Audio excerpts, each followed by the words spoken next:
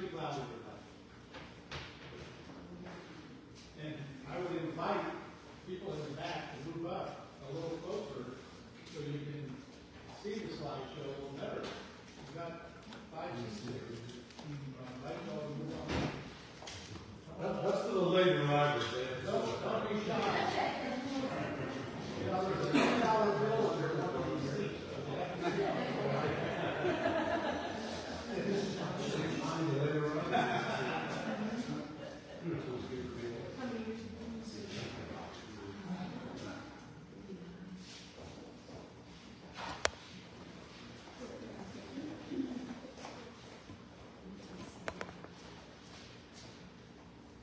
Well, we do have a couple minutes, but since everybody's quiet, we'll go ahead and get started.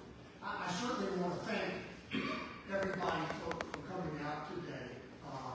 This is our first get-together like this at this historical society since prior to the pandemic. And we think we've got a great show. We appreciate the VFW partnering with us and allowing us to use the hall. I also want to say a special thank you to Katie Gibson.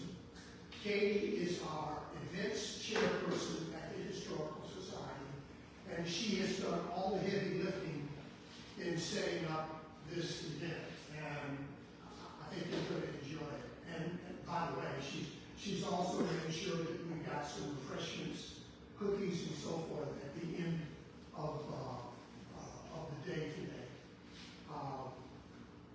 I want to take, before I introduce our speaker, I want to take a couple minutes to tell you about a couple of things we have going on at the Historical Society this year.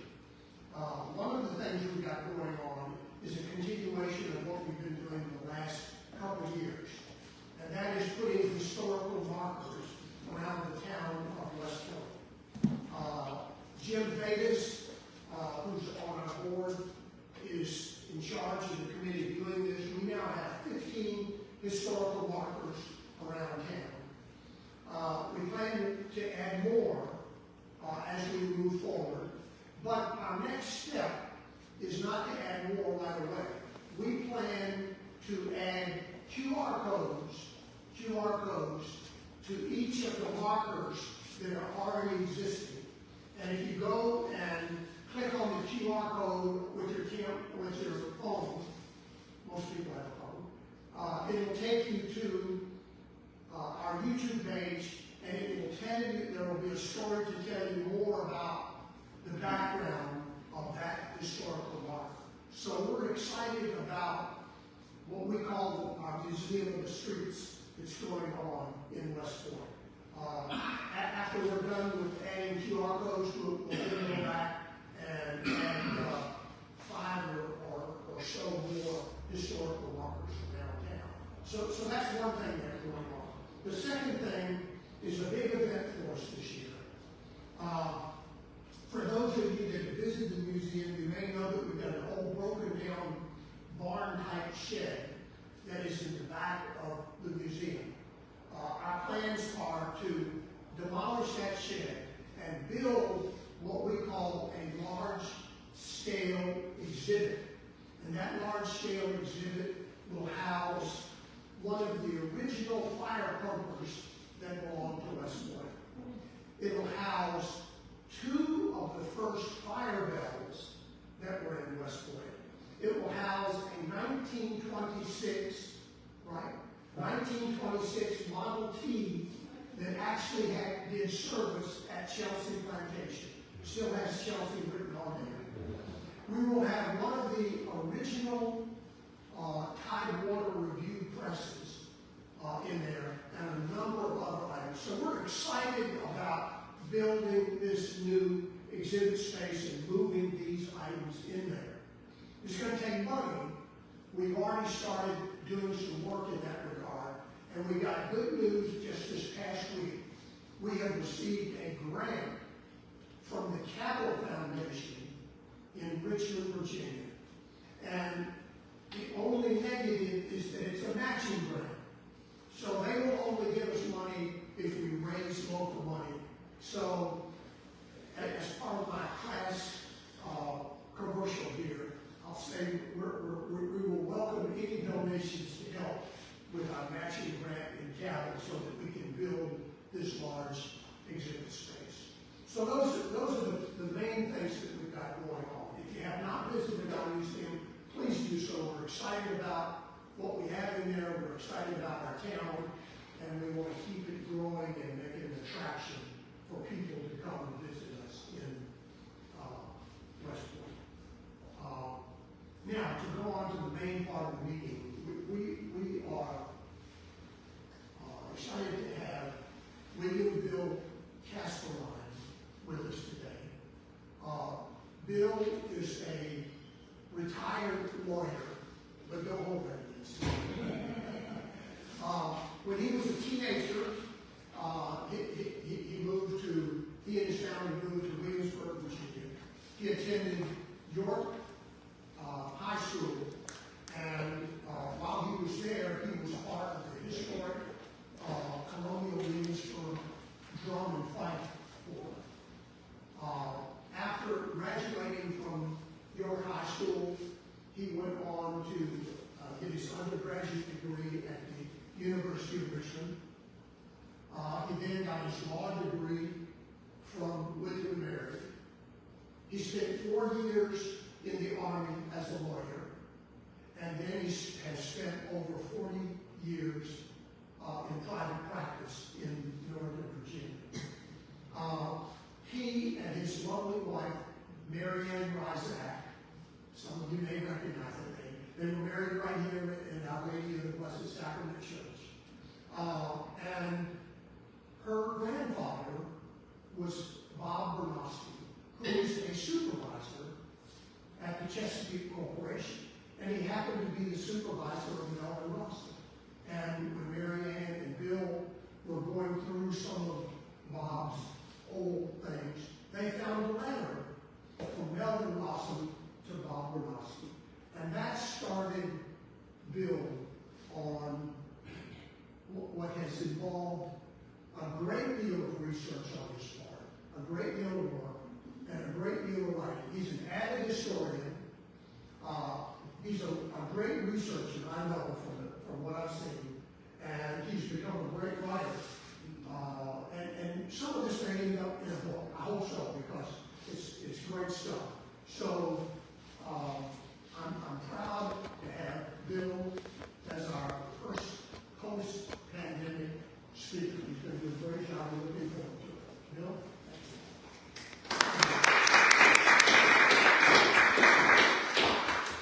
Well, again, thanks for the opportunity to share the stories.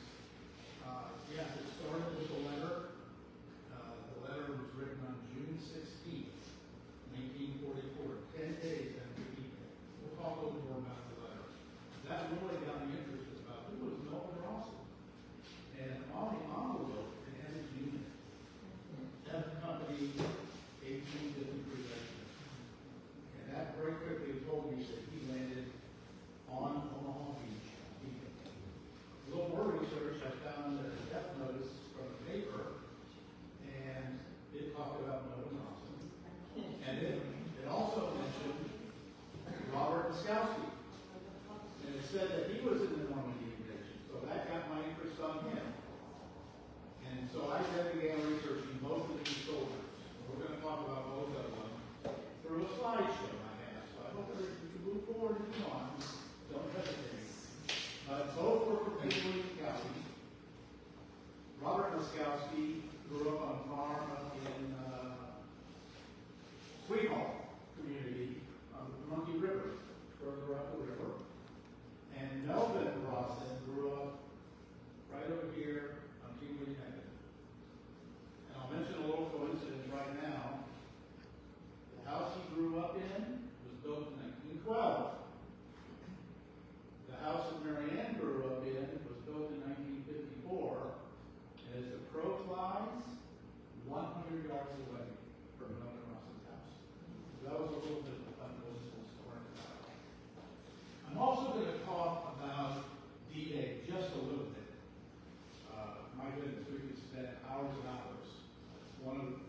one of the battles that's been the most written about of any.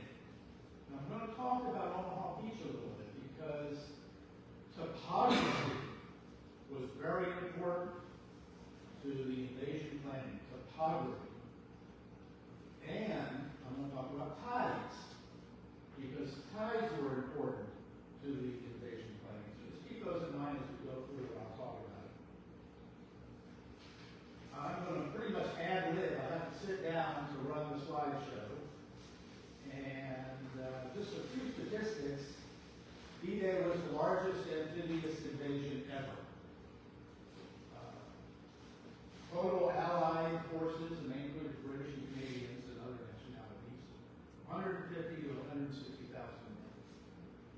There were more than 5,000 vessels involved, from battleships down to the smallest little landing craft. And I have some pictures of a few of those. By the end of the day, on Omaha Beach, there were 4,700 casualties, and about a little over 2,000 were killed in action. And it got the name Bloody Omaha. It was the most heavily defended of all the Allied landing zones. And when we get to the right point in my show, you're going to see why. It was the toughest nut to crack on D-Day. And that's where Melvin Rawson was going. And that's where Robert Muskowski was supposed to go, but he didn't make it. We're going to talk about why he didn't make it, because he was in a tank, a Sherman tank, 32-ton tank, that was outfitted with a waterproof skirt that allowed it to float. And it had propellers, and they were supposed to then sort of swim into the shore, but they never made it. So Robert Muskowski died on the day. We'll talk about that. So on this slide, we have Robert Muskowski on the left, and that's his unit had. He was in the 741st Tank Battalion. And on D-Day, they had these top secret tanks that could swim to shore. Most of them didn't make it. Melvin Rawson was in the 1st Infantry Division, a battle-hardened division that had fought in North Africa, had been involved in the invasion of Sicily, and these guys were a tough bunch. Melvin was involved in the invasion of Sicily, so he was a battle-hardened infantryman on D-Day. The letter. I know you're not going to be able to read it too closely, but I have some copies at the end that I can pass around. Now, this is the envelope. And boy, the key to everything that I was doing was right there. Company F, 18th Infantry Regiment. So that really opened the door to learn about Melvin Rawson. My goodness, this will look like that. This is the letter that he wrote, 3 pages. And I'm going to do a few little quotes for you. One, he said, all of my whiskey I was drinking and good beer, meaning beer, not beer, but it was point. All of my whiskey I was drinking and good beer is over now. It be all wine again, as it was in Africa and Sicily. So he thinks he's downgraded to drinking wine. Things over here keeps us plenty busy, and that's an understatement. My outfit was the first to hit the beach of France. Now that's a brag, and it has some truth to it. He landed at 10:30 in the morning. Now, not the first, not the first, because the first troops that went in, they went in at 6:30. That was called H hour. Those are the guys that got really shot up. They were in the 16th Infantry Division, which was part of the they were in the 16th Infantry Regiment of the 1st Infantry Division on the eastern side of Omaha Beach. But on the western side, it was the 29th Infantry Division. You may have heard of them. Virginia, Maryland, and Pennsylvania National Guardsmen. Those guys got shot up really bad as well. The first one's going in. I am sending you 5 francs, 10 cents, so go out and have a beer on me. A friend, dude. Melvin's nickname is Dude. He survived D-Day, by the way. We'll go into that a little bit more. Again, pages. Now, we've already talked a little bit about the connections with Melvin Rawson and Fort Richmond, Virginia. And Fort Richmond. Bob Bernowski had a real pretty teenage daughter, Virginia Bernowski, 4 years younger than Melvin. They had to have known each other. Mary Ann Rysette Casterline is Virginia Bernowski's daughter. Now, you all recognize this map.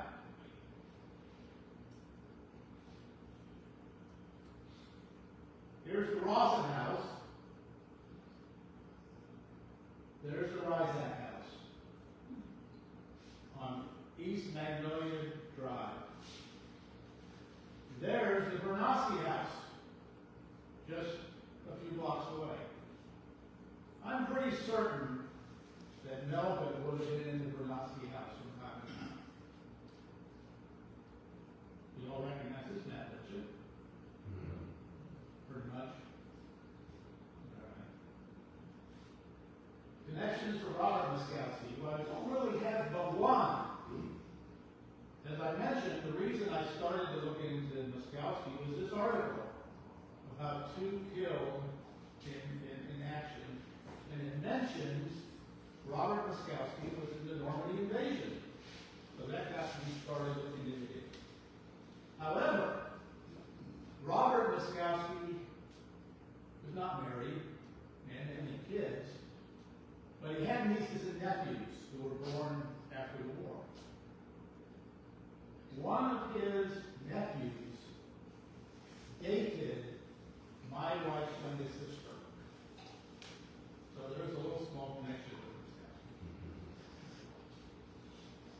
The invasion of Normandy, of course, again, I could spend hours and hours, but it was basically called Operation Overlord.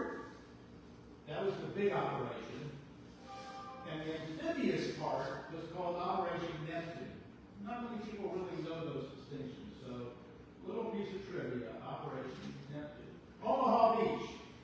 We're going to talk about the importance of Omaha Beach in a minute. Here is the invasion. Oh gosh.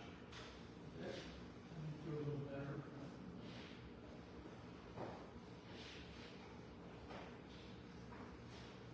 I'll try to do the best I can. This is the coast of Normandy. On this side was the British and Canadians coming to their landing zones. This was on the east. On this side was the U.S. Army. On the western side of all the Allied landing zones. Look what is right in the middle of everybody. Omaha Beach. If the Germans could stop us on Omaha Beach, they could then attack to the east against the British and Canadians, and a flanking attack is kind of what you want to be doing in war. Or they could attack to the west, where the 4th Infantry U.S. Infantry Division landed up here on Utah Beach. So that's the importance of Omaha. Critical to D-Day, critical to getting troops on shore, getting them off the beach, and up on the plateau, we'll talk about, so they could continue on and fight. This is, again, Omaha Beach, a little diagram, and we have on the top the different names of the landing zones. From my arrow this way was the 29th Infantry Division, the western half of Omaha Beach. From this point to the east was the 1st Infantry Division. And remember, Melvin was in the 1st Infantry Division. And his destination was the easy red sector, right in the middle. On the shore, there were bluffs, 170 to 200 feet high. Tanks couldn't get up there, vehicles. But there were draws, little ravines with dirt roads in them. And the draws here are in green, you can see it. This draw was called the Bearville Draw, because it was by the little town of Bearville. The Army codenamed it the D1 exit. Everything in the military is codenamed, D1. This exit was the Les Moulins exit because of the little village there. The St. Laurent Draw, because of the village St. Laurent sur Mer, which is right here. See the blue I've tried to highlight it?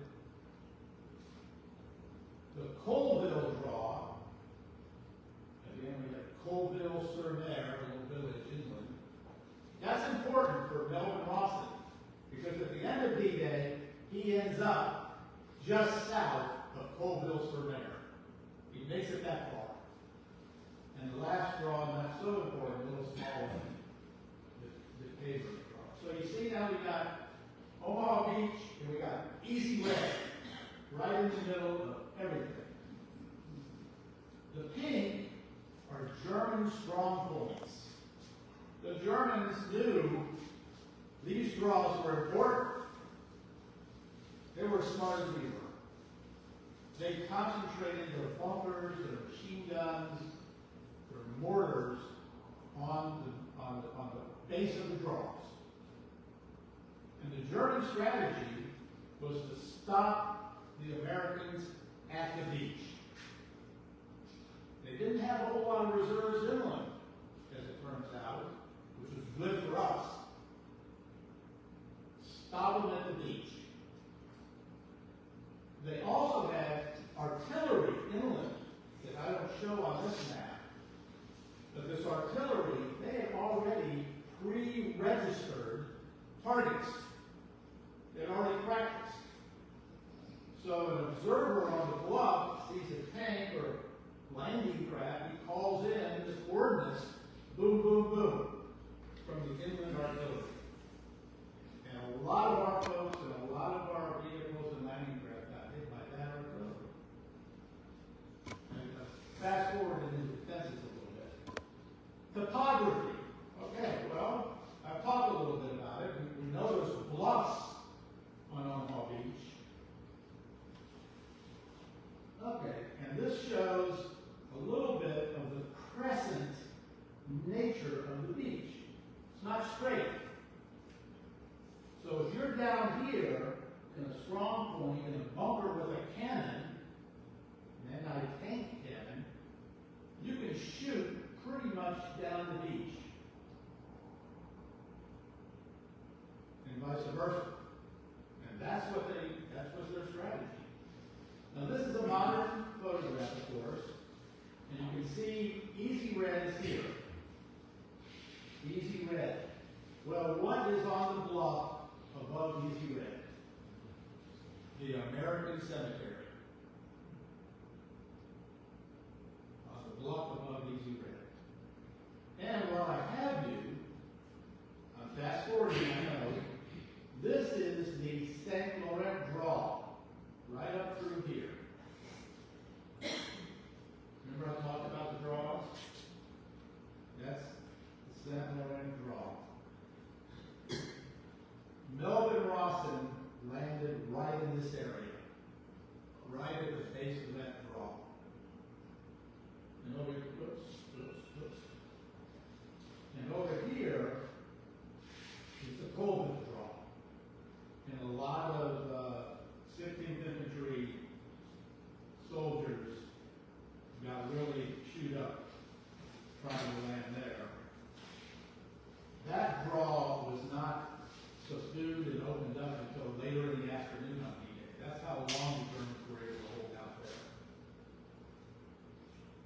fast forwarding. Melvin landed at 10:30 in the morning, went into immediate attack against the German strong point here, and after an hour, they surrendered. His Company F took a surrender of 20 German prisoners. His Company F was in the lead in that attack. Now this is a pre-war, a pre-D-Day map. Now I'm talking about topography, okay? I'm going to go back to topography. Well, what did we have on D-Day? We had a tidal flat, okay? This was a low tide mark, this dotted blue line, and it was 300 yards to the next geography feature, which was a shingle seawall. Now, shingle is stones that over ages and ages get washed up to the beach and get piled up, okay, like a seawall. I got a picture in a minute. That shingle, which is the yellow line, was virtually impassable for tanks. It was loose stones. The tanks had trouble going over it. In many places, it went a 45-degree angle. The stones would get up into the track and the gears of the tank and cause the track to come off. It was a real problem. Again, the draws become so important to get on these vehicles. Here's the St. Lawrence draw, remember? There's the Colville draw. Now, these WNs, let me back up. Shingle, okay? Second feature. Tidal flat, seawall. The next feature was a flat shelf, 100 to 200 yards wide. It was sandy, scrub brush. There were little paths through it. Some places with swampy puddles. So our troops had to cross it. Well, on top of the shingle, guess what? Barbed wire and mines. In the flat, mines. And the fourth feature is the bluff. 170, maybe 200 feet high. Mined. Again. So anybody coming up through here had to be careful not to step on a mine. And a lot of them did. We're going to talk about the first penetration off of Easy Red, which is right here. This is called the Roman ruins. Didn't have anything to do with the Romans. It was some demolished buildings. But it was a rally point where a lot of troops came up and were able to get on top of the plateau. WN. These were the strong points. Now, WN stood for Widerstandsnest. Widerstandsnest. And they were numbered. But they were abbreviated WN.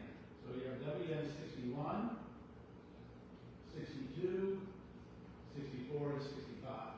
And WN 65 was Melvin Ross's target. Earlier in the morning, WN 64 over here had been taken out by a rear attack. These guys coming up this area, a small band of them, 22 soldiers, turned right and surprised the Germans in WN 64 and took them out. That helped Melvin Rawson a lot, because when he landed, there was no fire coming from that side of the draw. But he came in, and he was facing an anti-tank ditch. That's in green. And there were two bunkers at the bottom of the hill. This one was not completed, thank goodness. This one, however, we're going to see pictures, has a 50 millimeter anti-tank cannon in it, and it was lined up to fire all the way down the beach down here. There were trenches, there were machine gun pits, mortars. We'll talk more about Melbourne on D-Day. Real quickly, again, recognize the cemetery. Here's the San Laurent draw. Did I already show this picture? No. Anyway, this is where Melbourne landed. And this is about where the first penetrations came up. Some people call that area in here Breakthrough Alley. Because it was a little ravine. See, the sides of the bluffs were not straight. They had, up and downs. And they found this little seam up there where they were somewhat protected from fire from the strong points on the side. Okay, good picture here. This is from the east looking west. And you can see kind of low tide how far they had to go. And on D-Day, it was probably actually a little further. The Colville draw is right here. So if you're in a bunker with a cannon taking this picture, look what you've got. Great field of fire. Shingo. This is on the Easy Red sector of Omaha Beach. Live picture, if you will. You can see the size of the stones. You can see the men laying down for cover. It didn't help them from artillery. If an artillery shell hit this, the stones became extra shrapnel. Now, a couple other little tidbits in this picture, trivia, if you will. See this guy here with the vertical stripe? You might know who he is? He's an officer. All the officers had vertical stripes so their troops could quickly identify them. Particularly if you're coming off a landing craft, you kind of want to know where your officer is, because he was the first guy. NCOs, sergeants, had horizontal stripes. Again, just for quick identity, because most of these guys weren't wearing rank. Think about it. The last thing you wanted was captain's bars on their helmet. Right? Well, if you're a German, that's a pretty good target. This guy, with the little half circle, which was yellow, was an engineer. An Army engineer on a demolition team to destroy the obstacles which were offshore. We're going to talk about the offshore obstacles in a few minutes. All right? So that's the shingle. Little demonstration here. You can come up later. That's the size of the stones on the shingle. Pretty rough stuff. Tanks couldn't get over it. They would get them up there and get stuck.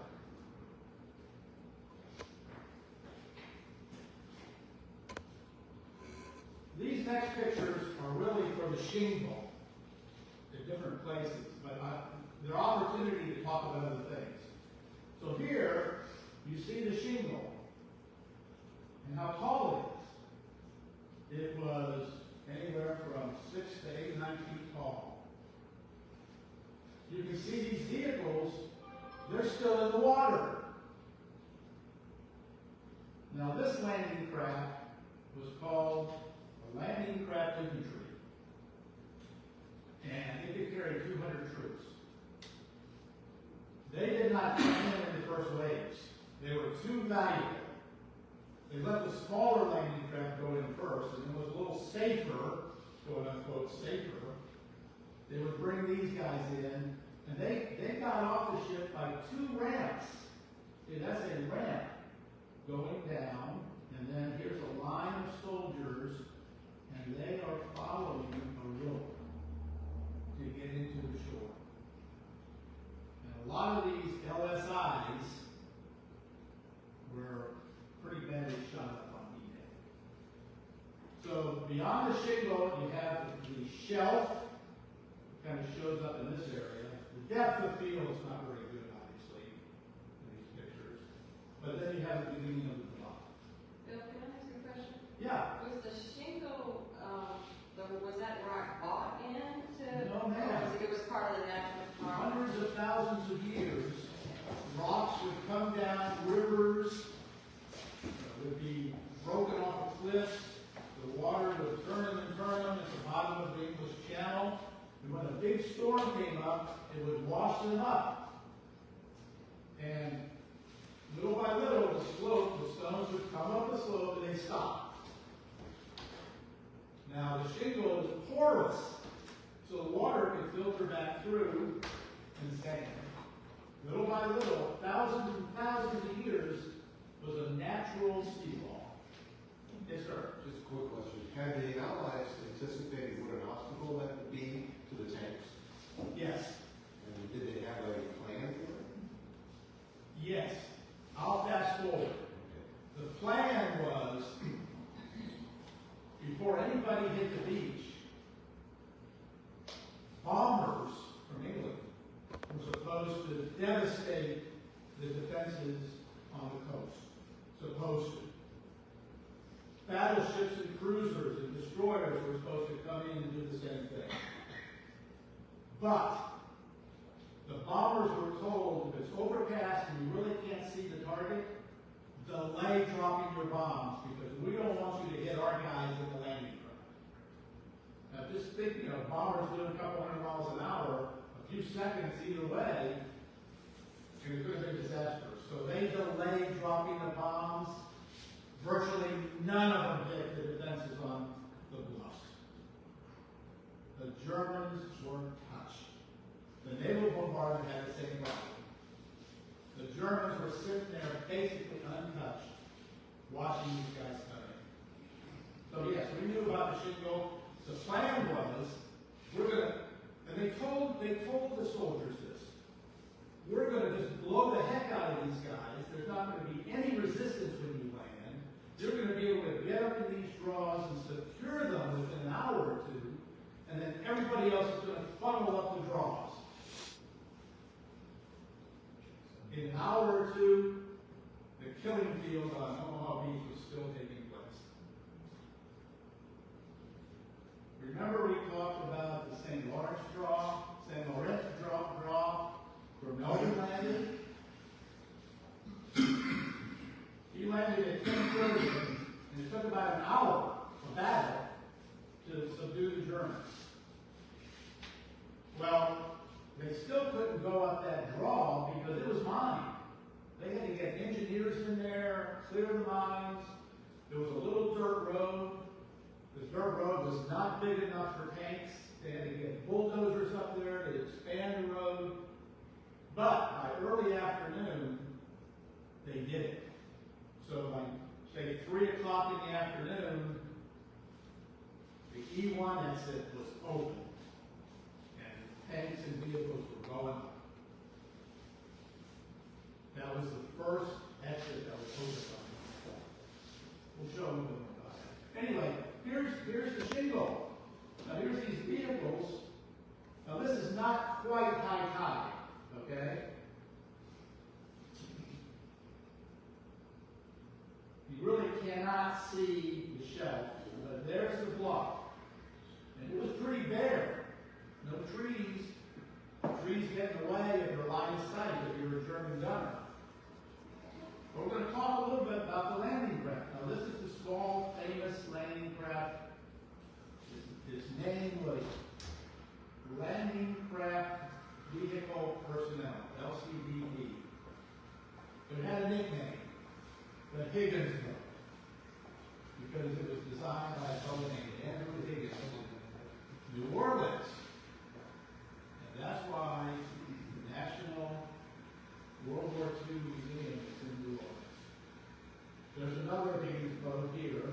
Now he's actually on the shore. And this is another one of those landing ship imagery. So this tells me this was probably around noon. Okay, I'm guessing. But they were not bringing these big guys in until later in the morning. Now here, see this guy, there's really two men here, and I believe one of these men is a wounded soldier. And he's being taken to this Higgins boat to get back on the ship for treatment. Okay? I think that's probably what it is. Now, topography.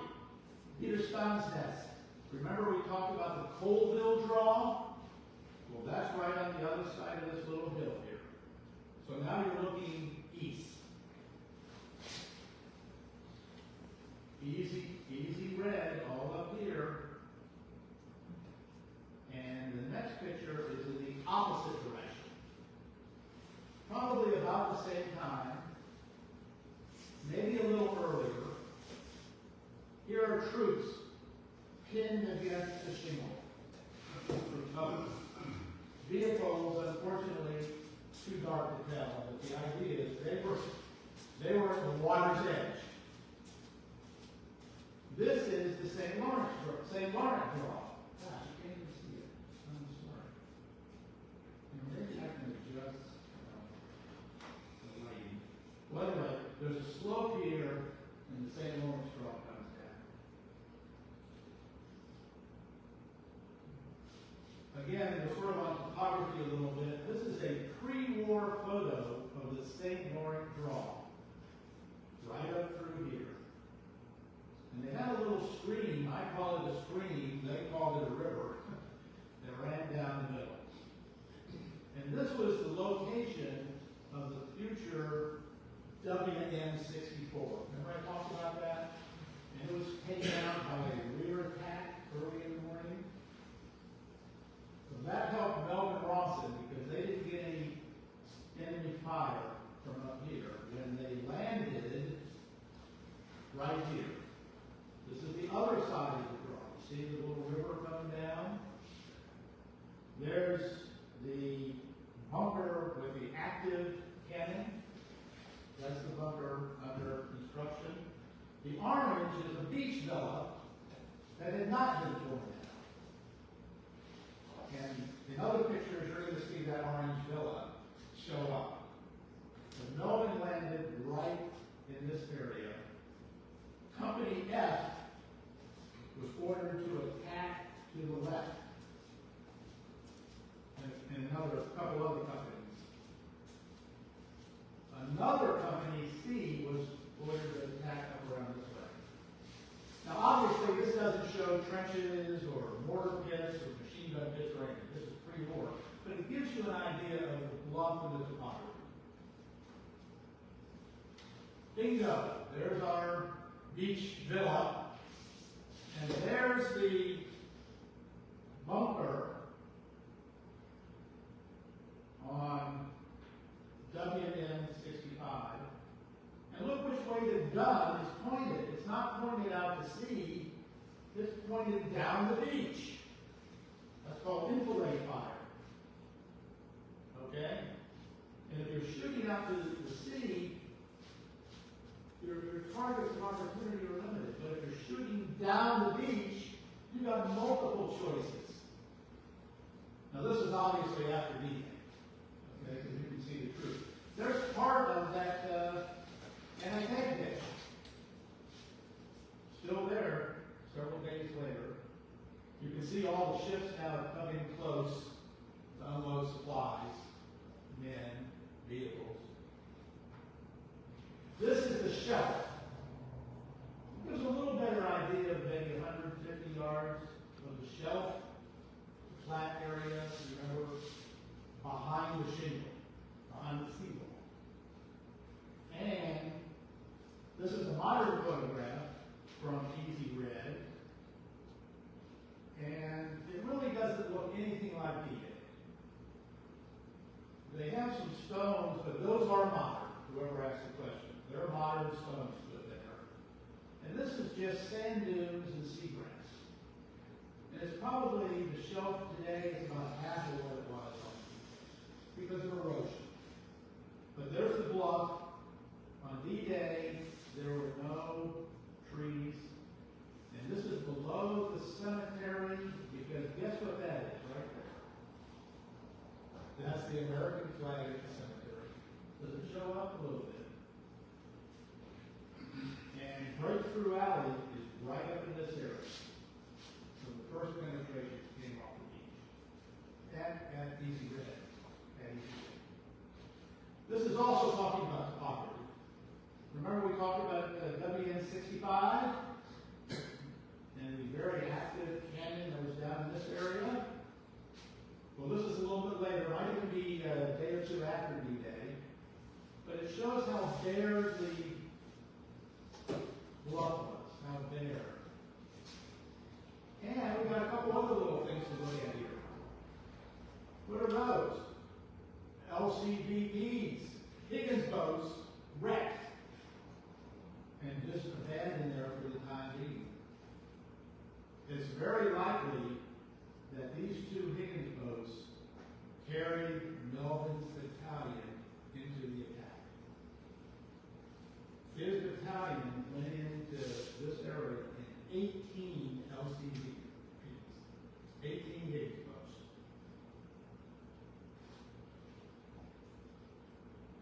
There's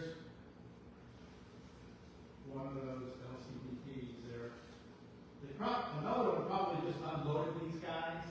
And picture's probably taken from that ship, and he's backing off. But this guy's coming in, he's about ready to unload his troops. Okay, that's a Higgins boat. And the key to the Higgins boat was the ramp in front. That came down and allowed troops to quickly get off. Anybody seen the movie Saving Private Ryan? Yes. All right. The opening scene is on a Higgins boat. Rough seas, men getting sick. The ramp goes down and off they go. Now I could spend an hour talking about what's wrong with the opening scene of Private Ryan. Lots of things are wrong, though. I'm not going to go over that. The scene in the Higgins boat with the bouncing up and down and the water coming over, soaking wet. And keep in mind, those guys, all of these Higgins boats were launched from transport ships 12 miles offshore. Think about that. It took 2 hours to get up to what's called the line of departure, where they had to wait around for orders to go in. So they're out there in these open boats with rough seas, water coming in, throwing up, getting sick, worried about, what's going to happen to me when I get off this thing. And Melvin's battalion, after they spent the 2 hours coming in, they were held up at the line of departure for another hour. So Melvin was in one of these rocking and rolling Higgins boats for 3 hours. We'll talk a bit more about that. This is topography. We're still on topography. Is that a blimp up here? That would be a blimp. So this is clearly several days after D-Day. Okay? They've got vehicles on top of the bluff. I'm guessing a couple of those are probably anti-aircraft guns up there. There's a blimp. Wouldn't that be a barrage balloon, actually? Well, that's a better term. Yes, sir. I think a barrage. They had cables coming down. Yeah, they were tethered to the ground. They had them, ships had them also, all through this time. Now, here's a modern picture of the St. Lawrence Draw. The road is in pretty much the same place. There's that bumper. Does it come out again? Yes. There's that protective concrete wall that protected it from naval gunfire. But it also helped to hide the muzzle flashes of the cannon. It's a technique to sort of hide and camouflage your position. That's the bunker at the bottom of the hill. And you can see all the brush and the trees now that have grown up.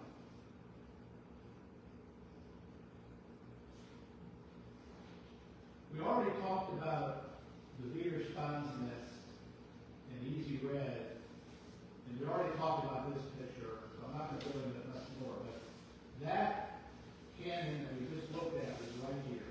And remember, Melvin landed right in front of it.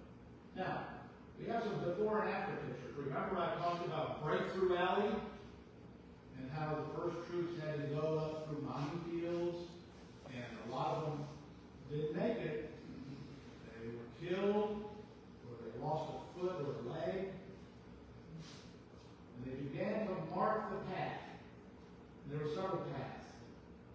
And remember, it was a little draw, this little protected area. In military terms, that's called a defile. The defiles, where a single line of troops would go up and they sort of be protected from the enemy on each side. A little defile, a little draw. So this is probably the day after D-Day. You can see the path. It's partially marked with tape. And in 2013, Marianne and I went to Normandy. We went to the cemetery. And back then they had a path that went down to the beach. Okay? It's not there anymore. We took the path down to the beach. Well, guess what? That was almost in the same place as Breakthrough Alley. And look at the difference.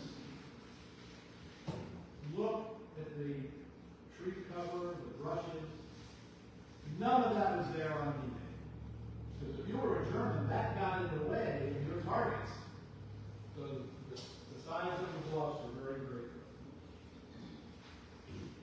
good. This is from the top of the bluff today, well, 2013. This is Breakthrough Alley, and you can kind of see a little bit of a curve, okay? That gave these guys a little bit of cover coming up.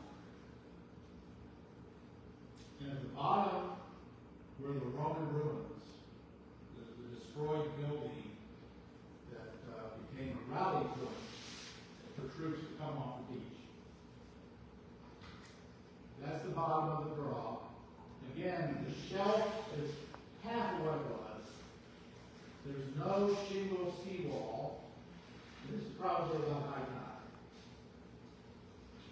And here we are up on the bluff. It's really a beautiful view. We're looking to the east.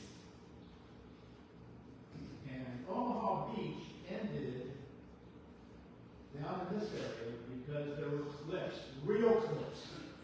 A lot of people say Omaha Beach had cliffs. Well, not really. They were bluffs. But the real cliffs were on each end of Omaha Beach. And they were really impassable by everybody.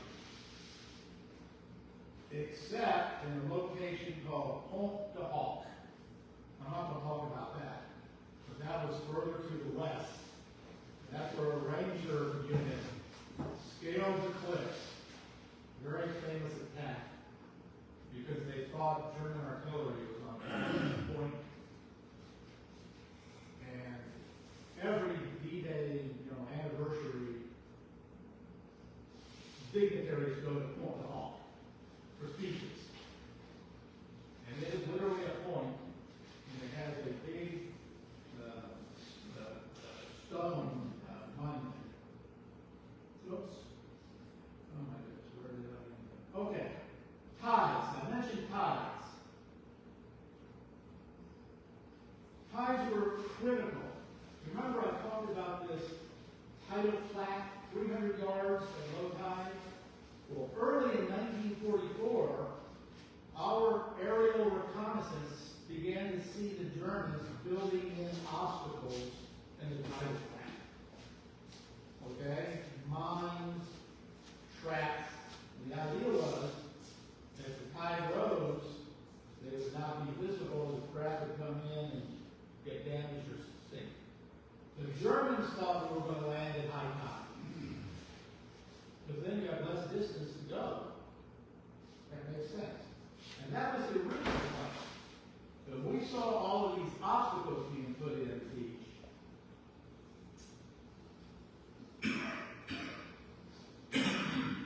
We knew we couldn't do that. We had to land at low tide so that our landing craft would not be destroyed.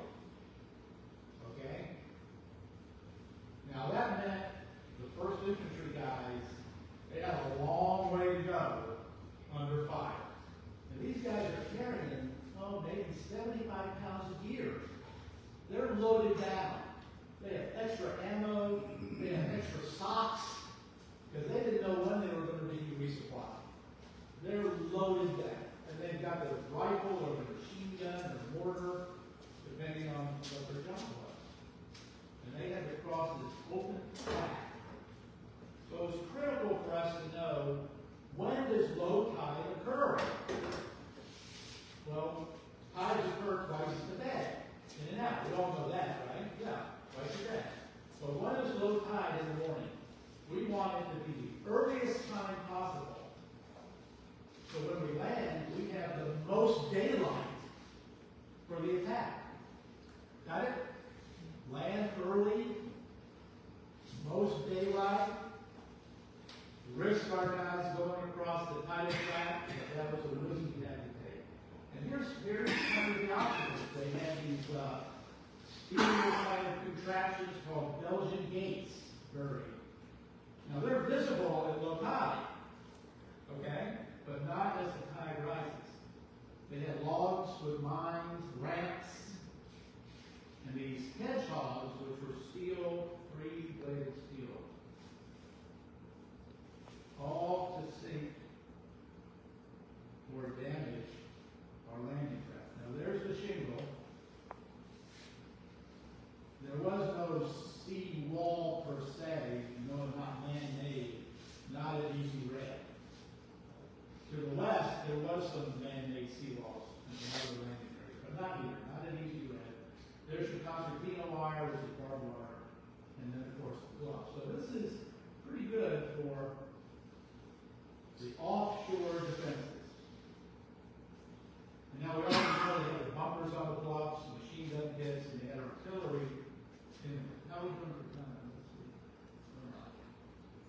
All right. Again, another picture of the draws with the strong point. Offshore obstacles. And the tide was unique.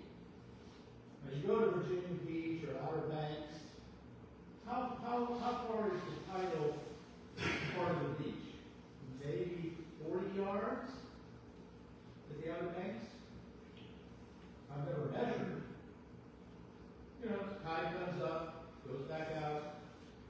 Well, in Omaha Beach, it was 300 yards. It was very shallow. And the tide rose 18 feet. That water coming in is pretty fast. Okay? And it's pushing that water line to the shingle. So the beach is collapsing. The tidal flat is collapsing. That was critical to the engineers because we had special Navy and Army demolition teams that went into the infantry, and their job was to blow up these things and create lanes for future landing craft. And these guys were called gap assault teams. They took very heavy casualties. They were out in the open. And they only got a small number of lanes over them. Gap assault teams, heavy casualties. We've talked about this guy. This is a modern photograph of WN65. Okay, all right. Very famous photograph taken by war photographer Robert Casterline. And he came in about 7:30 with the 16th Infantry Division in an Easy Red. He took some pictures from his Higgins boat. We'll see a couple in a minute. And this is one of the pictures he took of really would be maybe a second wave coming in at 7:30 in the morning. And you can see these wrecks. And you can see all this debris floating around. Here's another picture by Robert Casterline. Those are hedgehogs. And you can see there's some debris. Now these two things here, 1, 2, those are life belts that were inflatable by a little compression, a little gas cylinder. And the soldiers wore those going in. But the engineers also used them to float explosives. Because remember, their job was to blow these things up. Well, guess what? You recognize that guy? Engineer. He's an engineer. I suspect one or two of these other guys are engineers. So here we see the water's pretty rough. The day before D-Day was a big storm. D-Day was supposed to be June 5th. But Eisenhower postponed it a day so the weather could clear a little. But the seas were still rough. Now we got 3 Higgins boats coming in. And look who has to drive that boat. The coxswain. He is standing out, prime target. But he needs to drive that boat in between what? The obstacles. He's got to get it as close as he can. Every one of the coxswains is standing up, driving their boats. Their LCDs. Very famous picture by Robert Cowell. Where are the defenses? This is WN62 to the left, to the east, of Easy Red. These are 2 more bunkers up on the hill. Now this was taken at least a few days after D-Day, okay? Because remember, there's not many pictures on D-Day. You're ducking your head. You're not taking too many pictures if you're coming into the shore on D-Day. So this is a few days later, but there they are. There's 2 of them, and they're lined up to shoot to the west. There's one of them today. You can still see part of the wall, the defensive wall,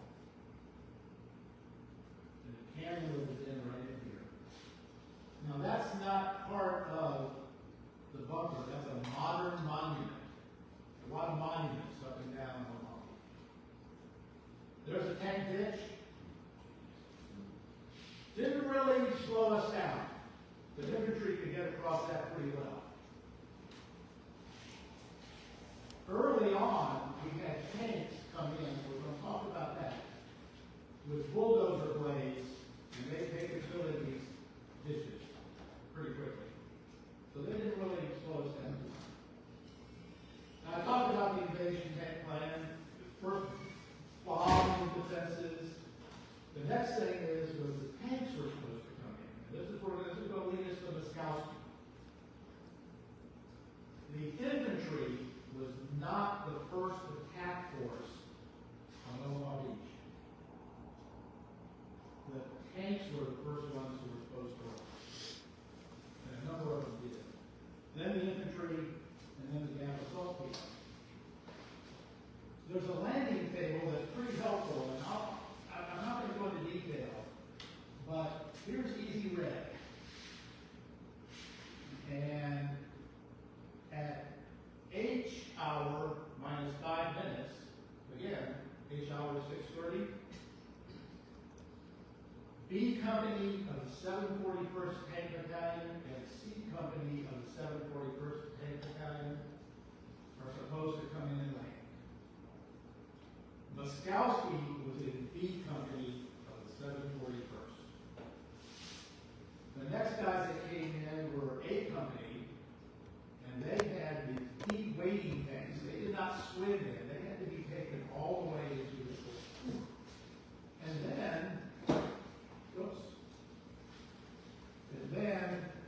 your biggest boats come in with Company L, Company I, Company F, Company E. They're all 16th infantry guys. And they're the ones who get really chewed up. Remember, the Germans were just waiting for it, untouched. So now we're going to talk about Muskowski. He enlisted in 1942. He was in B Company. He was a crewman. And these B tanks were top secret. His position was called the bow gunner. He had a 30 caliber machine gun, assistant driver, and radio operator. I'm going to show you where his position was on the tank in a few minutes. So that's Robert Muskowski. It's the only picture I have that came off of the newspaper article. That's his patch. training place he went was in California to a place called Camp Young.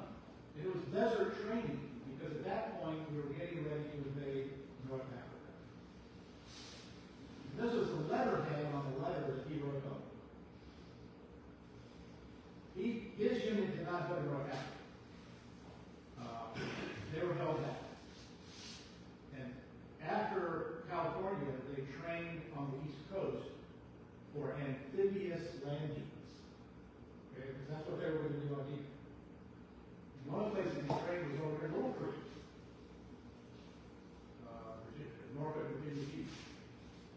And then he went out to Massachusetts and trained, also Solomon's Island.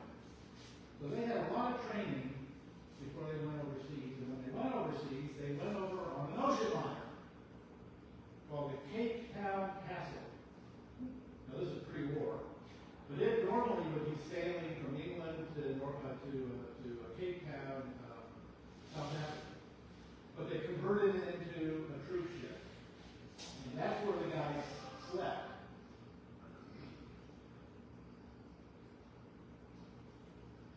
Moskowski wrote a lot of letters home when he was in training in the U.S. This was a Christmas card he sent when he was in England. And he says, from brother and Uncle Robert, oh, I'm sorry, I cannot read it. From brother and Uncle Robert somewhere in Britain. And after Christmas, they went into top secret training, and I don't think there's any letters that the family has that he wrote. I think they were prohibited. These are his medals. Obviously, he got a Purple Heart because he died on D-Day. His unit got the Presidential Unit Citation. He got an Army Good Conduct Medal. And then just about everybody got these last three: American Campaign, European, Middle East, and World War II victory. Here's his gravestone. He's buried in the National Cemetery, Richmond National Cemetery up in Antarctica. DD tanks. We need to talk about that. Again, remember I said these tanks were designed to float. And they floated because they had this rubberized canvas, of all things, screen all the way around them. That's the back of it. They had propellers. And the screen could go up and down because it was pneumatically controlled, compressed air. And these were rubber tubes. Not the strongest things in the world. Now they did have metal struts that helped out. And they needed a pretty big chimney for the exhaust. See this chimney here? That's okay. So here's the water line. So you're traveling in this thing, and most of the crewmen, 3 out of 5, were on top. And they were probably fighting to keep these screens up because the waters were pretty rough. But the driver had to be inside, and I think in most cases probably the power driver. And I think Robert was probably inside this tank. So when that tank starts going down, it's 32 tons. You're not going to get out of that tank. Even though they were issued little yellow life rafts. When they trained in England, they trained on lakes and rivers with calm water. But on D-Day, the waves were 3-4 feet. I mean, they were rough waves. There was a strong wind blowing as well. Again, that's the back. There's one of these tanks that is skirt down. There's one going into a river, or maybe a lake, lake. Calm water. And to get off their landing craft, now remember, these guys are supposed to launch, I didn't tell you, 5,000 to 6,000 yards offshore. That's about 3 miles. So this is a landing craft that would take them in. And it would drop an anchor to steady the ship. And these landing craft extensions just for the DD tanks. Because the ramps were too short. If you're going off the ramp into water, you're gonna do a pretty good flip and sink. These ramps then went into the water, actually into the water, so the tank could kind of drive off more easily. And that's what those were for. They were one-time use, basically, they took them off for later use. And this is another one of those tanks, a couple of days after D-Day, and as you can see, it's on the shingle. It has, looks like a shell hole in the chimney. And we have two hatches open here. This hatch is where Muskowski was. He was on this side of the tank. The driver was on this side. The tank commander was up here. And he had a loader and gunner on the inside of the turbine. 5-man crew on these tanks. I'll talk a little bit about these deep wading tanks, because they were sort of the backup plan. In case these swimming tanks don't make it, we want to have something else that tries to get ashore, because tank support was going to be critical to try and knock out these positions on the bluffs. So these tanks were waterproof, and they could go into, up to the turret and stay in the water. But they had to be taken to the water's edge. That was pretty dangerous. Because again, they were coming in basically at H hour. Pretty dangerous. And a lot of them stayed in the water for cover. Because they could still fire, but it gave them some cover. Now these are trunks, or snorkels. One was for air intake for the engine, and the other was for exhaust.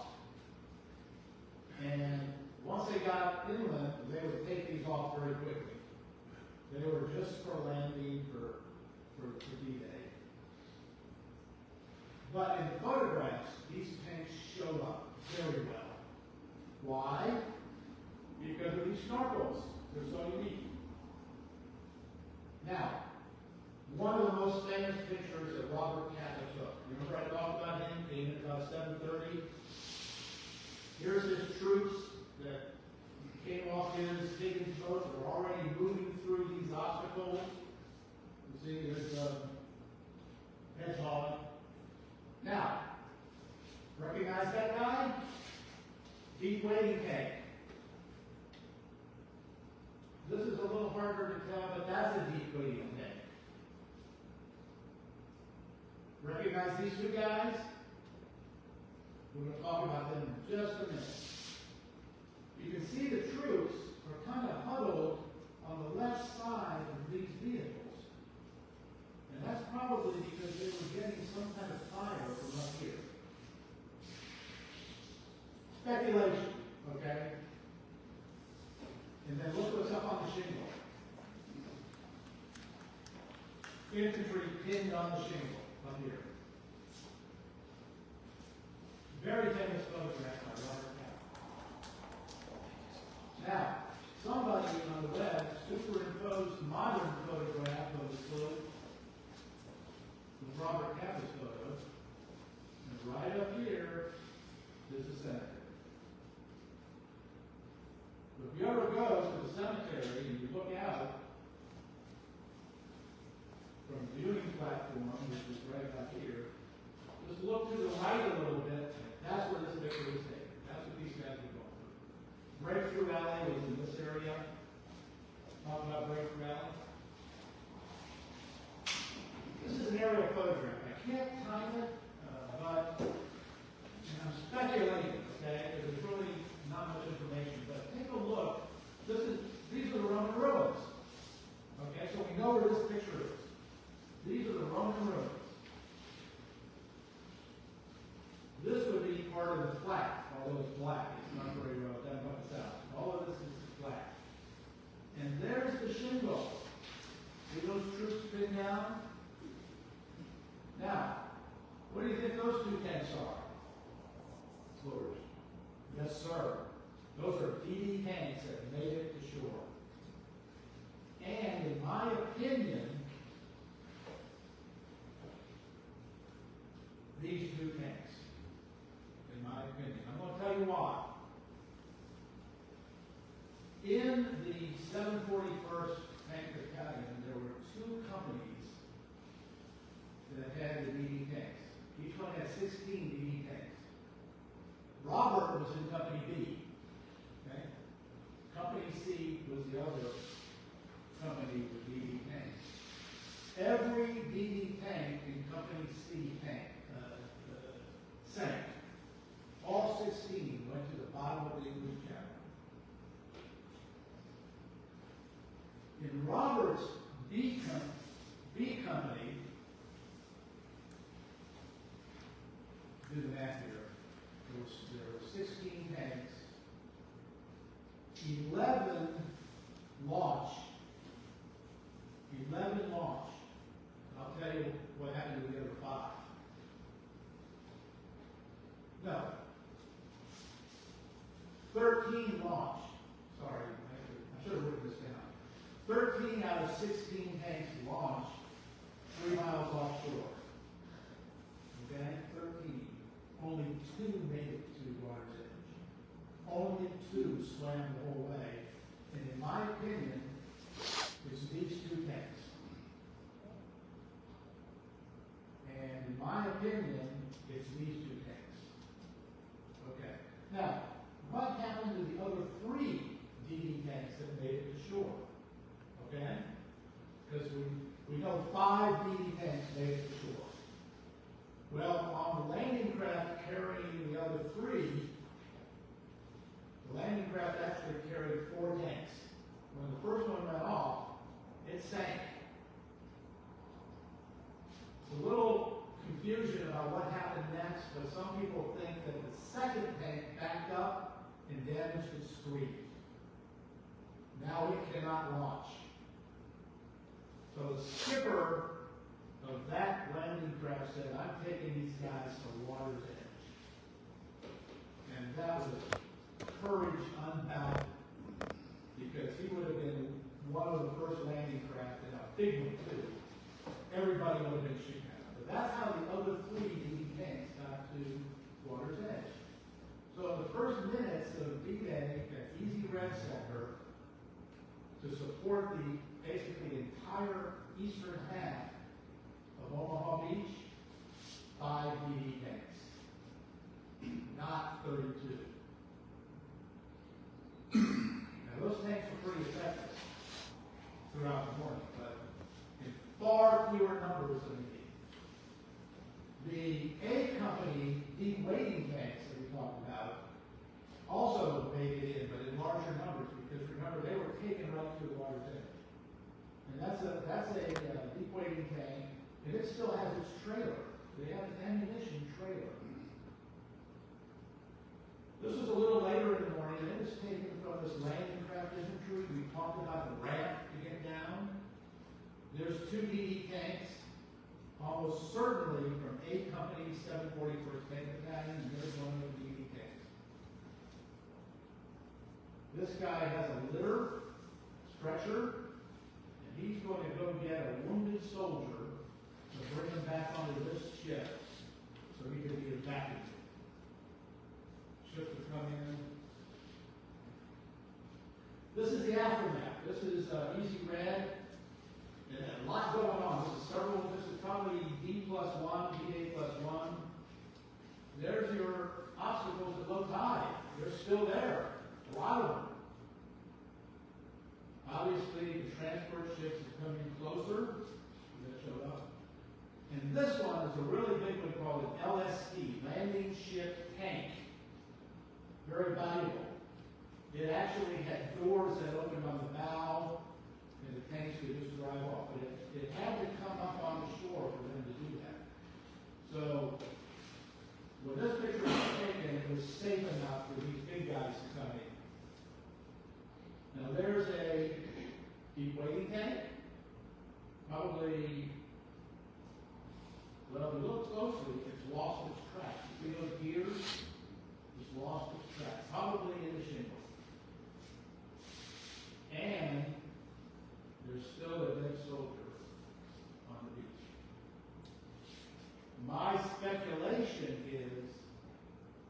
washed ashore.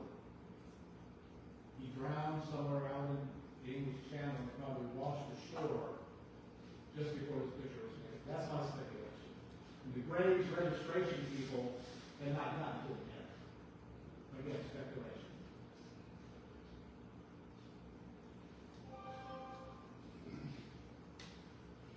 This is a Sherman tank in the World War II museum. We've already talked about where Robert would be. He'd be behind this machine gun. And he had a periscope in his hatch. There's a better picture of the driver's periscope. So when they buttoned up, they were buttoned up. I mean, you had a little narrow field of view. You didn't have a sense of what was going on around you. Pretty scary. Landing craft for tanks. We've talked about this guy. This is LCT, Landing Craft Tank 537. This one actually brought in 4 of the Company B tanks to 3 miles offshore. Now this picture doesn't have those extension ramps. Remember I mentioned the extension ramps? So this was either before or after D-Day. But we know this landing craft actually launched 4 BE tanks. And you can see it's pretty big. It carried 4 tanks. There's your ramps. Seen that picture before. And this is actually a pretty good painting. This is an LCT. And there they are. 1, 2, 3, 4 deep-weighted tanks. You might not be able to see it because, well, yeah, you can actually. If I can enlarge, see the racks. Again, that was to ease the tank into the water. Now this guy over here is a landing craft tank A for armor. Because remember, these deep wading tanks were to be taken all the way to the shore. Well, the Navy or Coast Guard or sometimes British ships, we're going to do that. We want some extra armor for our pilot and our crew. So they had more armor for them. And they could only put 3 deep wading tanks on that craft. The first 2 were on an elevated wooden platform. See those wood slats? No, it doesn't show up. That was to allow them to fire over the ramp as they came in. Good plan, but didn't work out too well. 1, the seas were pretty rough. 2, the Germans were pretty well camouflaged. 3, there was still more than this and some smoke. So very few actually fired on the way in. Probably didn't have much effect. Now this is an LCTA underway. You can see the rough seas. You can see the 2 tanks in the front. And there's the 3rd one.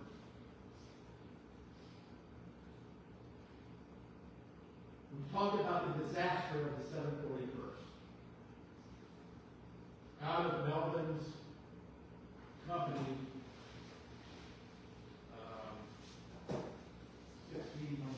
11 of the tanks sank, including Melvin's.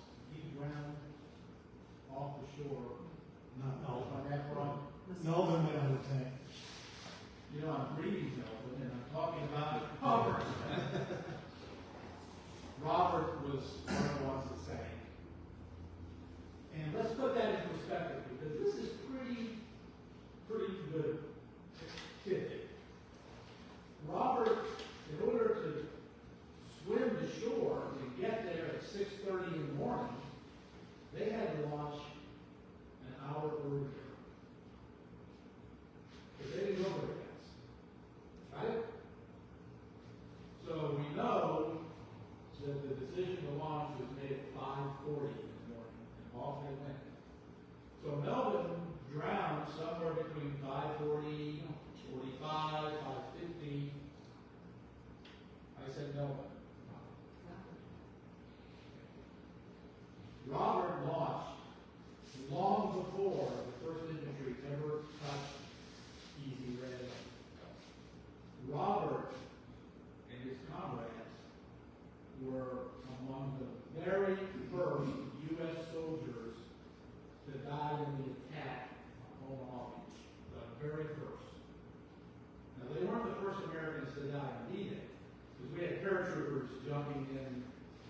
much earlier that morning, a lot of them were killed.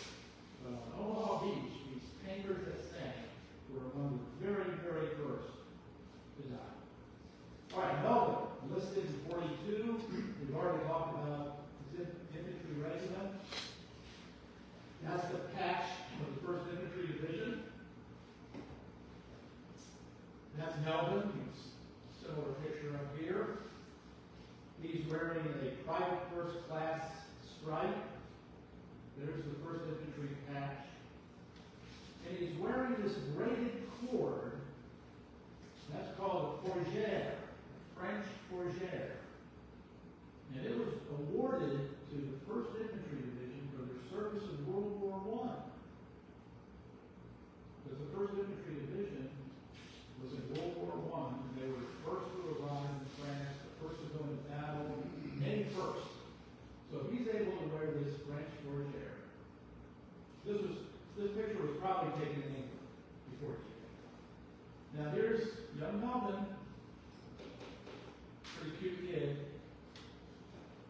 Somewhere along the line, he got the nickname Duke. Probably from you know who. Probably. Probably. Again, a little closer view, the Rawson House on King William Avenue, the Rysack House just around the corner. And for those of you familiar with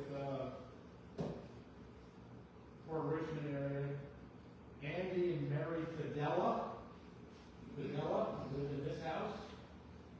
Ray and Harriet Tokars in this house. Those are names probably familiar to somebody. Yes, sir. Just as an aside, for those who don't know, the Rysack, he was a bomber pilot from 98th Bomber Group, Jolly Rogers, 5th Air Force. He was a navigator. Navigator. Yes, sir. Yeah. Mary Ann's father was a World War II aviator in the South Pacific on B-24 bombers. And they were stationed mostly in the Philippines, on an island in the Philippines. And they flew missions to bomb Japanese targets, to include Saigon. Because the Japanese had oil refineries and things in Saigon, they bombed mainland China. I'm off track. So the Rysack House is here. The Bernowski House, again, just, I don't know, maybe a half a mile? You all tell me, about a half a mile away. That's the Bernowski House. 3430. It was next to the drive-in theater. Yeah, the old drive-in theater, where the older ones here. That's the Bernowski House. So I got Bill Rawson here, right? 3430, correct? Yep. And Al. Ron, I mentioned that. Let me mention three. Let me get this right here, so we really can. We have three descendants of Noah. Bill Rawson and Al Rawson, his brother. And Kathy Broussard is the great niece and the husband mom. The Moskowskis, I don't think we have any here today.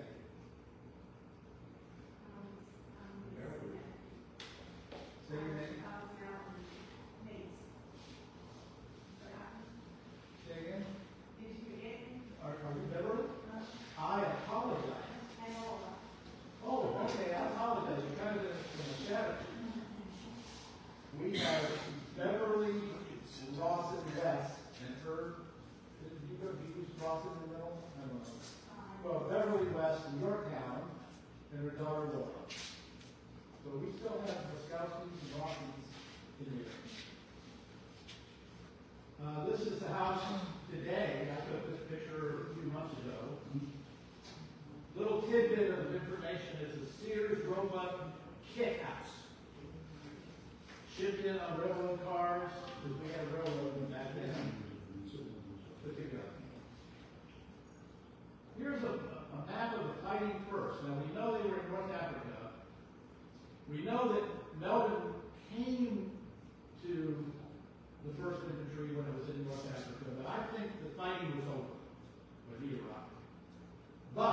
was involved in the invasion of Sicily. And they went right up the middle of Sicily, a lot of mountainous, and eventually the Germans evacuated Sicily. The First Infantry Division then was shipped up to England to train for D-Day. They landed on Omaha Beach near the town and ended up that night, Colville-sur-Mer. Remember Colville-sur-Mer, Colville Draw. They then fought across France, northern France, into Belgium. And this map, by coincidence, ends up at the German city of Aachen. And that's going to be important for Belgium and Austria. I'll tell you why in a minute. But Aachen was an ancient city. It was the city of Charlemagne, the Holy Roman Empire, for 1,000 years. The German Nazis considered it like a holy place. Because Hitler, remember, what was Hitler, the Third Reich? He wanted to be the Third Reich for another 1,000 years. So Aachen was a very emotional city to the Germans, the Nazis. All right, I'm getting the signal to hurry up. I'll hurry up. First, we want to go quickly to Belgium. Now, this map is really, really important. I should have maybe shown it to you first. But remember, we talked about the draws. There's the St. Lawrence draw, Colville draw. There's the WN 65 with the bunker, which was called an R677 casemate. There's the Orange Villa. Remember the Orange Villa? Here's where Melvin landed, about 10:30 in the morning. He attacked up the draw. His company F was the first to land. And remember in his letter, he said my unit was the first to land on the, did I already talk about that? First to land on the beach of France? Okay. Well, in the 18th Infantry Regiment, that was true. I believe that was true. The 2nd Battalion was the first one to come in, and I believe Company F was the first company to come in. Well, the draw was still mine.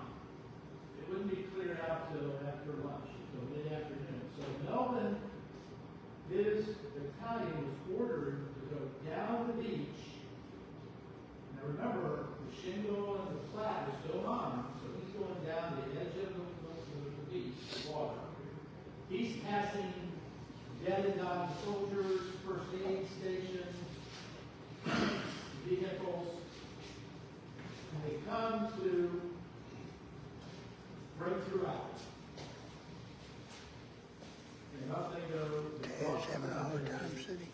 And on midnight on D-Day, they're way up here in one of the deepest penetration zones.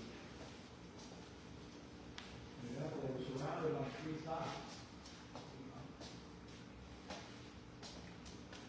Again, just a reminder, there's the left side of the St. Lawrence Draw, there's the right side.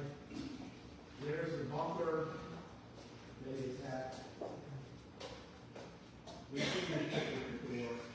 These are the medals he won. He got a Bronze Star for combat.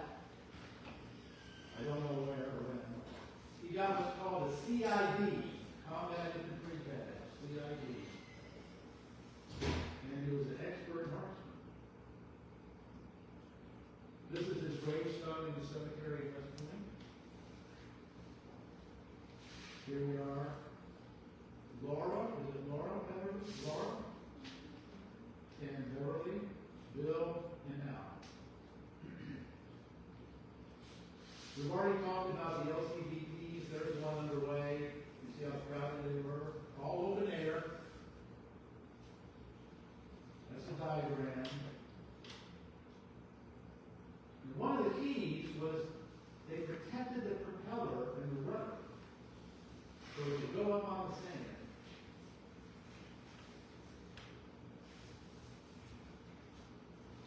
Famous pictures of troops going in. Again, there's an officer.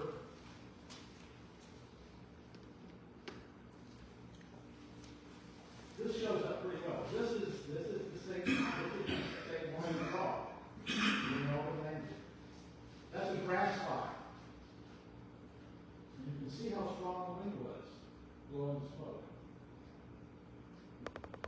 Very famous picture called Into the Jaws of Death. Coast Guard took the picture very early, wading through the surf. That appears to be a deep wading tank. Here they are on the shingle. Into the jaws of death. Again, quickly, I think we saw this, the landing craft, there's an LCDP hitting close. That's a duck. It was a little truck that could float, had a propeller. Duck. There's a landing craft infantry. There's another one coming in. And remember that smoke fire? There it is, still burning. There's the orange villa. That's about where Melvin landed. And you can see troops here coming down the range. Opposite direction. 2 LCIs coming in. This is the Colville draw. And they had a villa there too that was still standing. We talked about this picture. That's a landing craft. Now, Aachen. First city we attacked. First German city. And Hitler really wanted it defended. And the plan of attack was to encircle the city and cut off the supply routes. Supply roads came in here, these pink roads. Well, that was given to the 1st Infantry Division to attack from the east. The 30th Infantry Division was going to come down from here and they were going to link up to encircle the city. The 16th Infantry would hold the line to the east. Melvin's 18th Infantry would come up here and attack the little village of Berlautenheim. Now, it was on a ridge. Okay? Ridges are important to the infantry. You want to be on high ground. And when they closed off the supply routes, the 26th Infantry, which was part of the 1st, would attack the city. Now we already held this area. And this is a 1943 map, and I'm going to show you the attack route that Melvin took. This is Aachen. This little village called Brand, they were trucked, and they got out of the trucks, and they marched up to this little village up here called Ellendorf. And the 16th Infantry was already here. And on the morning of October 8th, the 2nd Battalion attacked Berlautenheim. Remember I mentioned it was on a ridge. And that ridge kind of extended to a very important hill called Crucifix Hill. And another hill over here called Ravensburg. And the hills were important because if you have the high ground, you can stop vehicles and trucks and all coming down these roads. So Berlautenheim, they attacked early in the morning on October 8th. Early in the morning, dark. And by noon, the 18th, 2nd Battalion of the 18th had secured Berlautenheim, this little area in here. Now this is the modern boundary of Berlautenheim, okay? The afternoon of the 8th, 1st Battalion attacked Crucifix Hill. And they, after hours-long battle, they took over Crucifix Hill. And the company commander of either A or B company won the Medal of Honor in that attack. Meanwhile, Melvin's 2nd Battalion was holding the line.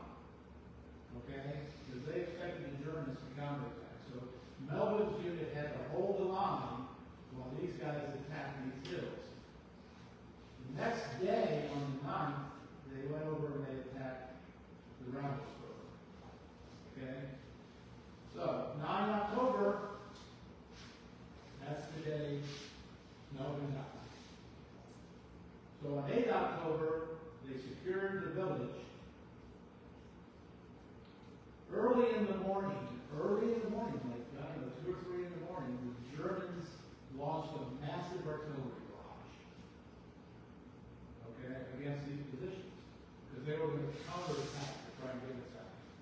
And it was in that massive artillery barrage, in the early morning hours of 9 October, that a direct hit came on Melvin's foxhole.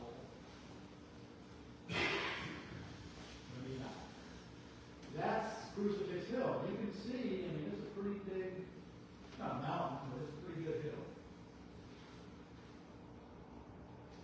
That's the crucifix. Now, it was blown up by fighter bombers on the 8th of October. That's what it looked like before the war. That's Crucifix Hill today, with more of a modern cross. This picture was taken by Luke Roshan, and he and his wife have adopted Melvin. I'm going to tell you about that right now. Oh, remember I talked about the barrage that killed Melvin? We know from after the war, the Graves registration people went in and tried to find him. 1949, 1950, they couldn't find him. But they had a letter written by one of his comrades that said he was buried in the last house on the road to Eschweiler, which was a nearby town. Well, these blue roads go to Eschweiler. So Melvin's location of his death is either here, which I believe is where it is, or here. Okay, this is a 1943 map. So you can see how small the village was. This is a modern map of Verlakenheim. Again, the blue roads to Eschweiler, and the locations where he probably was killed. His body was never recovered. He remains today missing in action. And in the Netherlands American Cemetery, which is in Holland, Netherlands, there are 8,288 American soldiers buried. But there's also 1,722 on the wall of the missing. And this cemetery is unique because every U.S. service member has been adopted by a Dutch family. Every one. There's a waiting list. And I was able to contact the family that adopted Noah. And they adopted him in 2012. They tried to locate relatives unsuccessfully, and they were just thrilled to now learn about Melvin and Bill and Al and Beverly, to see pictures of the house he grew up in. It really made a big difference. So this is where the cemetery is located. This is Verlakenheim. You can see how close it is.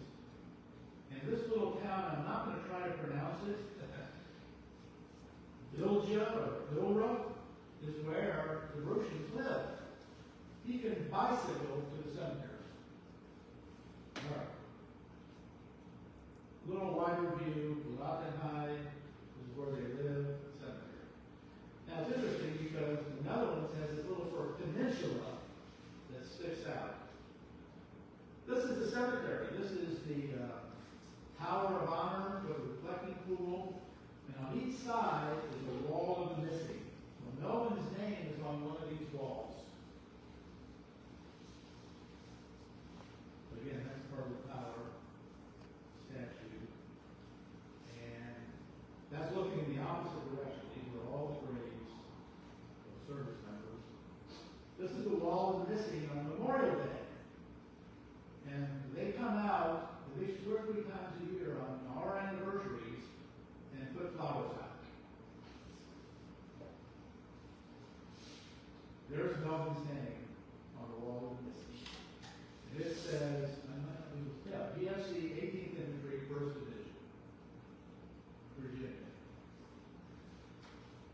This is Hans Roshan and her husband, Look. They adopted Melvin.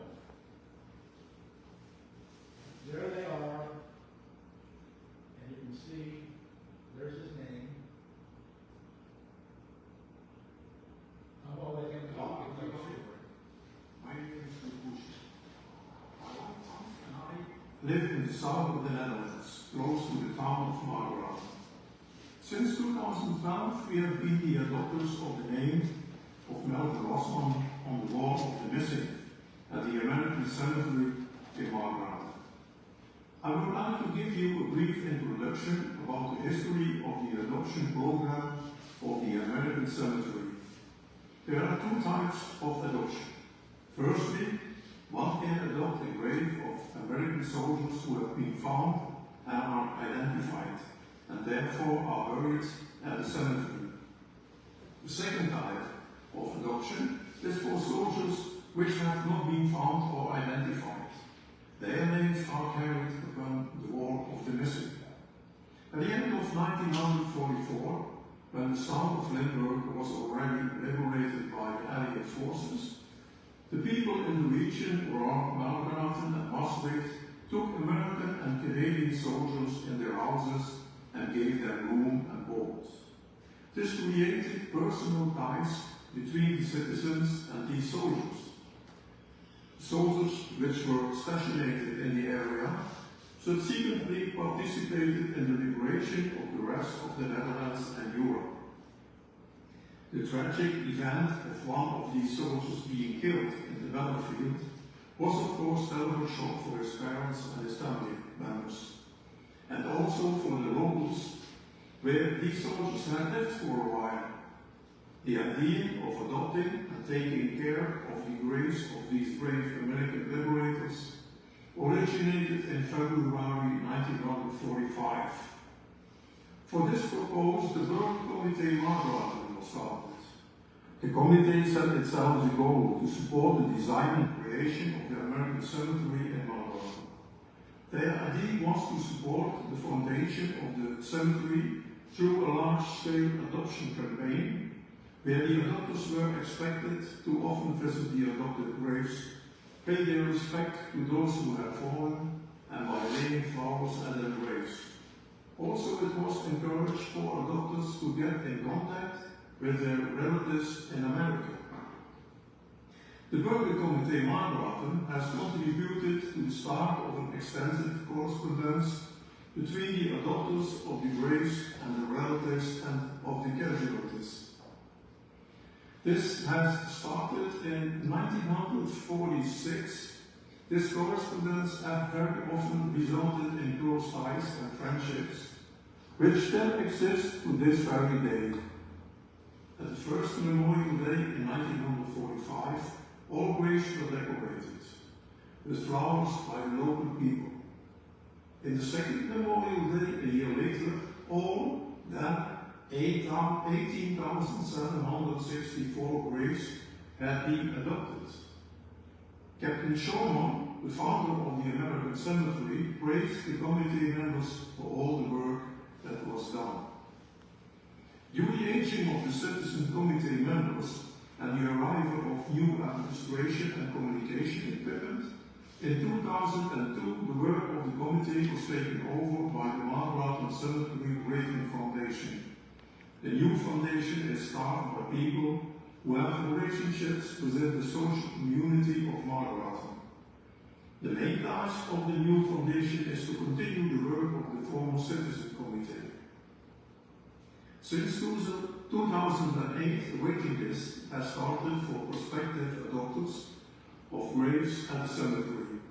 After consultation with the manager of the cemetery, it was decided to also start the adoption of names on the wall of the missing in the same year. As of October 2015, all names were adopted and another waiting list was started. Currently, it is no longer possible to register on the wait list for both graves and names, since the current number of prospective adopters grew over 3,000. It is heartwarming to see how the adopters take care of the graves with a lot of love and a sense of pride. The caretakers do not only comprise of local families, but also schools have adopted graves and names, and take the students to the cemetery to take care of the graves. Adoption rights are being passed down from parents to their children. The local community considers it their duty to honor their liberators forever. In another video, I will give you a tour of the American Cemetery in Mount Rotten, Rock Memorial Day 2024. And I will pay special attention to the name of Melvin Rosson on the wall of the missing. I will also show you the new visitor center that has recently been opened. If you ever want to visit the American Cemetery, it would be my honor to guide you. I also want to express a heartfelt thank you to Mr. Bill Casterline, who made it possible that Melvin Rosson is no longer a stranger to us. We consider Melvin Rosson a family member, for whom we will do our utmost best to commemorate him forever. Thank you for your attention. One more video, and we're done.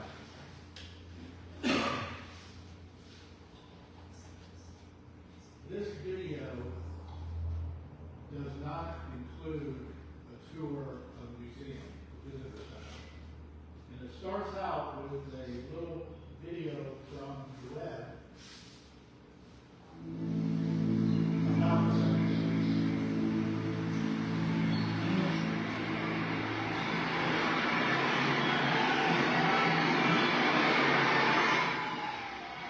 Germany officially surrendered on May 8, 1945. General Eisenhower had promised that no soldier would be buried in enemy soil, and so Americans who had fallen and been temporarily buried in Germany were reinterred to friendly soil in cemeteries like Markgraf.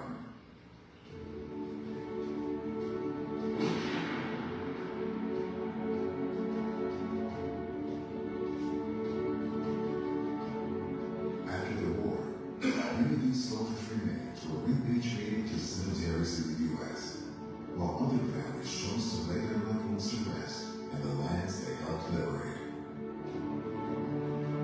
The American Battle Monuments Commission renders perpetual care for the over 10,000 Americans honored at the Netherlands American Cemetery, ensuring that time will not dim the glory of their deeds.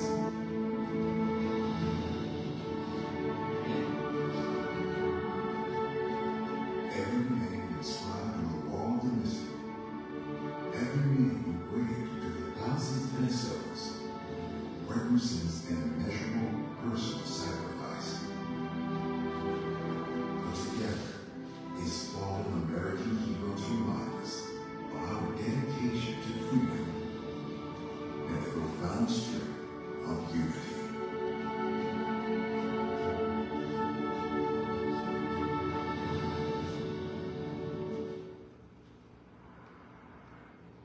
This is the square of Boston.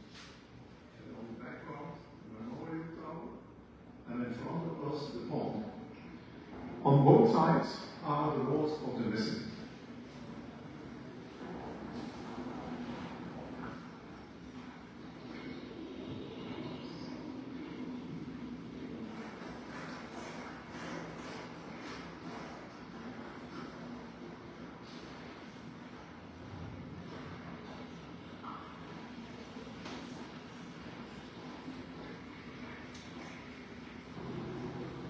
This is the place where Melvin Rosson is engraved on the wall of the missing.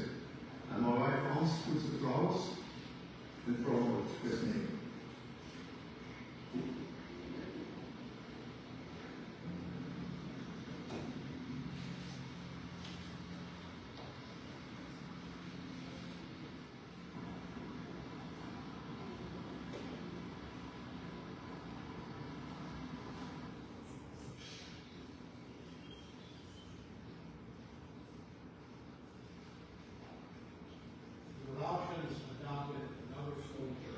On this place is buried Sergeant Theodore Attenberg.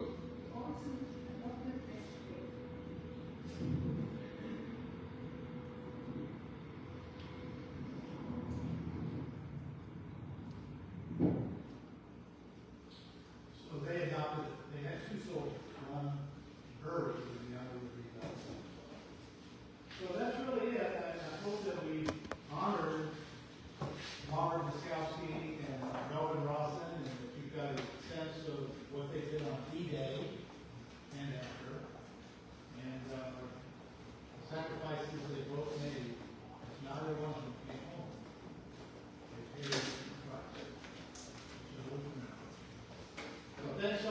patience, I really appreciate it.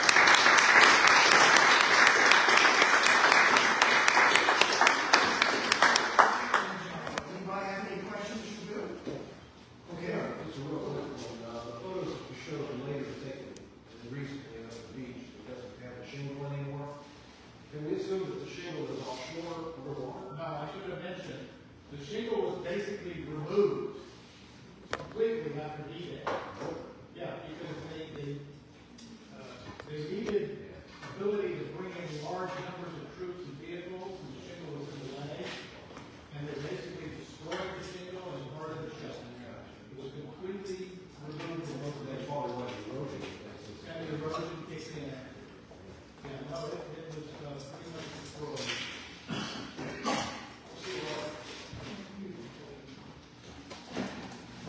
Hard to imagine, 80 years ago, almost to the day, all this problems, and we got local heroes that were a part of all that. So, something to think about, at this time. Again, I want to thank Bill for all the, he's done a tremendous amount of research and work to come up with all this, and to honor our people. Two best books, in my opinion, about the dead. The Dead and Those About to Die, John McManus, Omaha Beach by Neil McManus. Very, very good books. If you're interested in reading more, rely on